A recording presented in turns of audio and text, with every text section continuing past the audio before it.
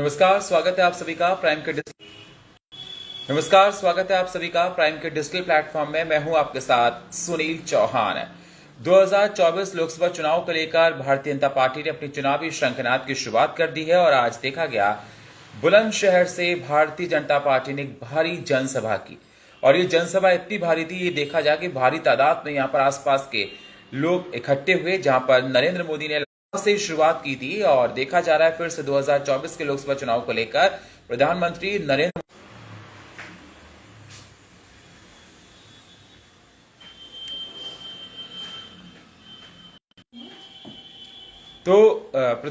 नरेंद्र मोदी ने विगुल यहां से फूंका है और 2024 के लोकसभा चुनाव को लेकर लगातार तैयारियों में जुटी हुई है। और देखा जा रहा है कि भारतीय जनता पार्टी 400 पार का लक्ष्य लेकर चल रही है। और देखा जा रहा है कि वो जिसको लेकर जी तोड़ मेहनत करने में जुटी हुई है। प्रधानमंत्री नरेंद्र मोदी ने सबसे पहले नए युवा वोटरों से बात की जो पहली बार वोट को कास्ट करेंगे।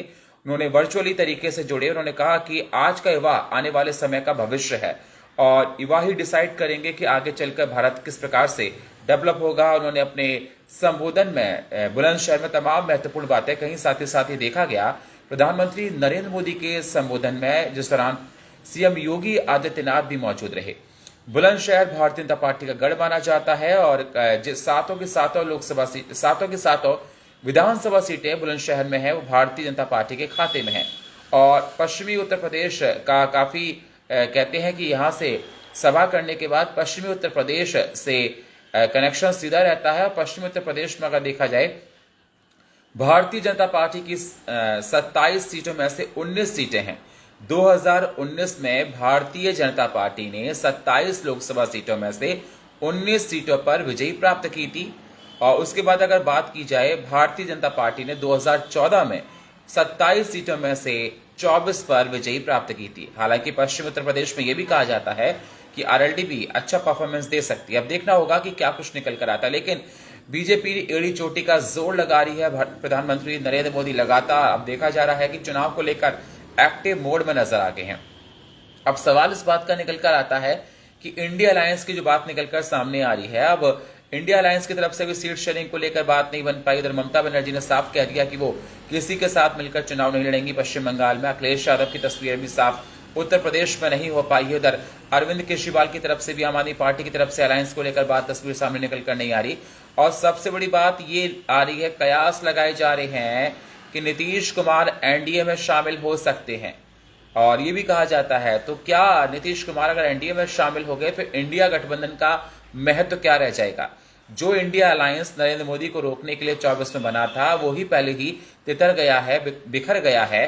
तो आगे कैसे भारतीय जनता पार्टी को ये पार्टियां रोक पाएंगी अगर ये मिलकर आपस में चुनाव नहीं लड़ेंगी।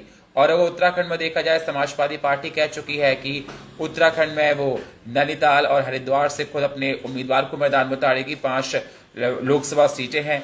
तो ये तमाम ऐसी महत्वपूर्ण बातें निकलकर सामने आ रही हैं। अब देखना होगा कि आगे क्या कुछ होगा। लेकिन भारतीय जनता पार्टी अपनी चुनावी तैयारियों में जुटी हुई है। लगातार ये देखा जा रहा है राम मंदिर के प्राण प्रतिष्ठा होने के बाद तीसरे दिन ही प्रधानमंत्री नरेंद्र मोदी ने अपनी चुनावी जनसभा का आगाज कर दिया है। अगली जनसभा उनकी अलीगढ़ में होगी जिसको लेकर तैयारियां जोरों पर चल रही हैं।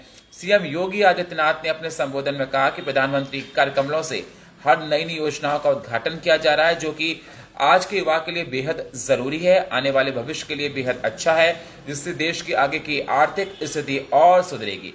प्रधानमंत्री ने कहा कि हम लोग टॉप 5 अपनी इकोनॉमी बन चुके हैं, टॉप 5 में आ चुके हैं और आने वाले समय में हमारा टारगेट टॉप 3 में आने का है। लगातार अग्रसर है, विकास किए जा रहे, नई नई टेक्नोलॉजी आ रही, देश तरक्की के रास्ते पर अग्रसर है। और योगी आदित्यनाथ ने अपने संबोधन में कहा कि अब की बार फिर से मोदी सरकार। तो बीजेपी 80 लोकसभा सीटों को 80 की 80 जीतने का लक्ष्य रखा हुआ है। लगातार भारतीय जनता पार्टी अपनी चुनावी जनसभा को लेकर आगाज कर चुकी है, जनता के बीच में संवाद कर रही है। प्रधानमंत्री नरेंद्र मोदी ने महिलाओं का अपने संबोधन में धन्यवाद किया। उन्होंने कहा इस समय रसोई का होता है लेकिन महिलाएं हमको दूर दूर से सुनने के लिए आई हैं। अपनी योजनाओं का बारे में जिक्र किया कि प्रधानमंत्री की तमाम योजनाओं के माध्यम से ये देखा जा रहा है कि देश के लोग जुड़ रहे हैं। महिला अधिनियम बिल को लेकर बात की। तमाम ऐसी बातें प्रधानमंत्री नरेंद्र मोदी ने गिनाई हैं। उन्होंने कहा कि हमारी सरकार में रहते हुए हमने सभी के उत्थान के लिए काम किए हैं। जो बेहद जरूरी है। योगी आदित्यनाथ ने कहा कि प्रधानमंत्री नरेंद्र मोदी लगातार जनता के हितों के लिए सोचते रहते हैं। अब ये देखा जा रहा है, जब वर्चुअली बच्चों से जुड़े थे जो फर्स्ट टाइम वोटर हैं, उन्होंने कहा कि आप लोगों का भविष्य हमें किस प्रकार से बनाना है, इस बात की जिम्मेदारी हमारी है। अपने सुझावों को दीजिए, आने वाले संकल्प पत्र मैनिफेस्टो में हम आप लोगों के सुझाव को जरूर देखेंगे। अब सवाल इस बात का निकल कर आ रहा है, जब बीजेपी इतने एक्टिव मोड में नजर आ रही है तो और विपक्षी दलों को कितना एक्टिव होने की जरूरत है। जो इंडिया अलायंस बनने मोदी को रोकने के लिए बना था, वो पहले से बिखरा हुआ नजर आ रहा है, तो कैसे टक्कर दे पाएगा, ये भी सवाल बना हुआ है। तमाम महत्वपूर्ण सवाल बने हुए हैं कि आगे चलकर क्या तस्वीर होगी, क्या इक्वेशंस निकल कर आएंगी, क्या कंडीशंस बनेंगी, क्योंकि ये बहुत जरूरी है कि अगर आप नरेंद्र मोदी को रोकने की बात करते हो तो आपके पास पहले से जमीन तपी होनी चाहिए, आपकी पकड़ अच्छी होनी चाहिए। समाजवादी पार्टी ने अपने पत्ते अभी खोले नहीं उत्तर प्रदेश में, क्योंकि कांग्रेस के साथ उनकी इतनी बैठक हो चुकी है, कोई भी उनकी बात निकलकर सामने ठीक से नहीं आ पाई है। अगर बात की जाए ममता बनर्जी ने साफ तौर पर कह दिया कि टीएमसी किसी के साथ अलायंस नहीं करेगी। उधर आम आदमी पार्टी की तरफ से भी अलायंस को लेकर बात निकलकर सामने नहीं आ रही है। जेडीयू की तरफ से जो नीतीश कुमार, उन्होंने अपने सभी सांसदों को, विधायकों को पटना बुला लिया है। खबर यह लगाई जा रही है कि जेडीयू एनडीए में शामिल हो सकते हैं, क्योंकि पहले भी एनडीए में थे। और तो बहुत सारी महत्वपूर्ण बातें निकलकर सामने आ रही है। तस्वीर देखनी होगी कि आगे चलकर क्या कुछ होता है, और अगर ऐसा हुआ तो आखिरकार इंडिया अलायंस कैसे एनडीए को टक्कर दे पाएगा, ये देखने वाली बात होगी। और प्राइम के डिजिटल प्लेटफॉर्म में इतना ही। बाकी खबरों के लिए आप बने रहिए हमारे साथ। तब तक के लिए नमस्कार।